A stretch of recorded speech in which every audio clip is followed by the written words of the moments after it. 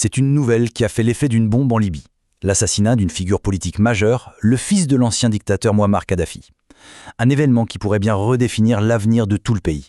On va décortiquer ensemble ce qui s'est passé et surtout, pourquoi c'est si important. Ils ont assassiné l'espoir et l'avenir. Ces mots, ce sont ceux de l'ancien porte-parole du régime Kadhafi. Et ça plante le décor, n'est-ce pas? On sent tout de suite que ce n'est pas juste un meurtre. Pour une partie de la population, c'est un symbole qui vient de tomber. Ça montre bien toute l'émotion et les enjeux qu'il y a derrière cette mort. Bon, pour être clair, Saif al-Islam Kadhafi est mort. Voilà le fait, simple et brutal. Alors, après le choc et l'émotion, revenons un peu en arrière pour comprendre exactement comment cet événement, qui a surpris tout le monde, s'est déroulé. Alors, comment ça s'est passé exactement? Parce que la manière dont l'attaque a été menée avec une telle précision, eh bien ça pose déjà énormément de questions sur les auteurs et leur véritable motivation. Ok, alors les faits, les voilà.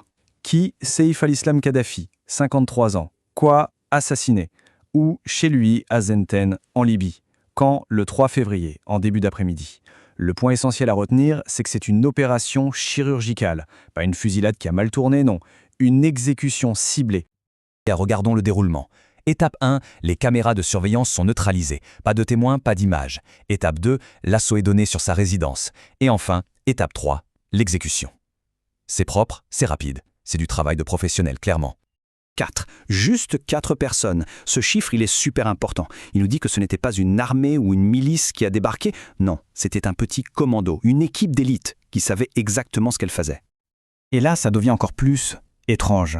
Apparemment, il y avait des menaces. Depuis une dizaine de jours, on l'avait prévenu. Le chef de sa tribu lui aurait même proposé une protection, des gardes du corps. Et il a dit non. Il a refusé. Une décision qui, avec le recul, semble complètement folle et fatale. Bon, on a vu le comment. Mais pour vraiment comprendre pourquoi sa mort est si importante, il faut se pencher sur le qui.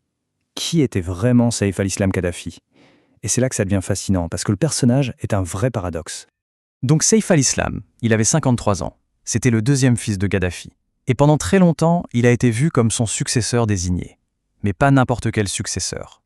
Il était perçu comme le visage moderne, le réformateur, celui qui pourrait, peut-être, ouvrir la Libye au monde. Et c'est tout le paradoxe du personnage qui est résumé ici. D'un côté, on a le réformateur, le type qui a fait ses études à Londres, qui parle le langage de l'Occident. Et de l'autre, le dur, le fils de Kadhafi qui, en 2011, promet des bains de sang et se retrouve recherché par la Cour pénale internationale. C'est une sorte de Dr Jekyll et Mr Hyde de la politique libyenne. Son parcours depuis 2011, c'est un vrai film. En 2011, il est arrêté. En 2015, condamné à mort. On pense que c'est fini pour lui. Et puis non, il est libéré. Et en 2021, coup de théâtre, il se présente à l'élection présidentielle. Une élection qui n'a jamais eu lieu d'ailleurs. Sa vie, c'est une suite de chutes et de tentatives de retour, jusqu'à ce point final brutal. Maintenant, il faut prendre un peu de recul. Parce que cet assassinat, il ne sort pas de nulle part. Il s'inscrit dans un contexte bien particulier. Celui d'une Libye qui est, depuis plus de 10 ans, en plein chaos. Tout remonte à 2011 et à la chute du régime Kadhafi.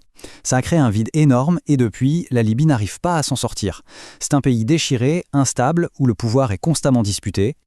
Et cette division, elle est très concrète. D'un côté, on a un gouvernement à Tripoli, à l'ouest, qui est reconnu par les Nations Unies, et de l'autre, à l'est, à Benghazi, un autre pouvoir mené par le maréchal Haftar. En gros, le pays a 2 têtes, 2 gouvernements qui s'opposent. C'est ça, la réalité libyenne aujourd'hui.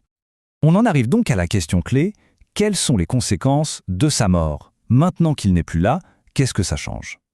Et là, les interprétations sont diamétralement opposées. Prenons l'avis de cet expert, Emad Badi. Pour lui, c'est à double tranchant. D'un côté, sa mort risque de le transformer en martyr pour ses partisans. Mais de l'autre, ça enlève un obstacle de taille. Sa candidature à la présidentielle bloquait tout le processus. C'est donc, d'un certain point de vue, un problème en moins. Et puis, il y a l'autre camp, l'autre récit, celui de ses partisans. Et pour eux, ce n'est pas un obstacle qui a été enlevé, c'est l'espoir qu'on a tué. L'espoir d'une Libye unie et souveraine. Pour eux, on a assassiné un futur leader, un héros.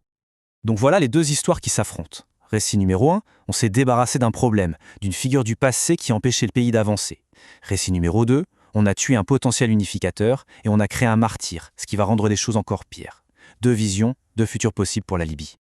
Alors au final, que faut-il en penser? Ce qui est sûr, c'est que la mort de Saif al-Islam ne met pas un point final à l'histoire. Bien au contraire, c'est peut-être le début d'un tout nouveau chapitre, et personne ne sait comment il va s'écrire. Et voilà la grande question qui reste sur la table.